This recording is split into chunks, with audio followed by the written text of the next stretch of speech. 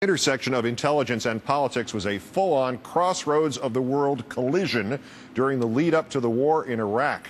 A potential bombshell of a report in tomorrow's edition of the British newspaper The Guardian, revealing that weeks before the war began, President Bush told our British allies he intended to invade Iraq, even if UN inspectors did not find any evidence of WMD there.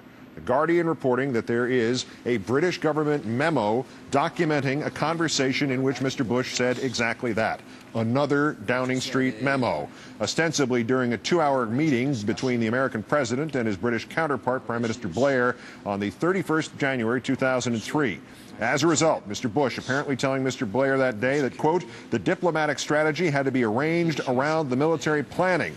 The British Prime Minister quoted as saying in return he was solidly with the president. Also reported that Mr. Bush even proposed to send American planes over Iraq painted in UN colors to try to provoke Saddam Hussein into firing on them in a kind of updated 21st century version of the Gulf of Tonkin incident.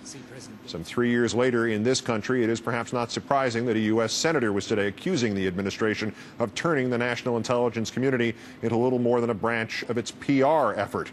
The Senate Intelligence Committee's annual hearing on worldwide terror threats, giving lawmakers their first chance to directly question administration officials about the NSA's domestic spying program. Democrats outraged that the administration is refusing to provide more details about domestic spying.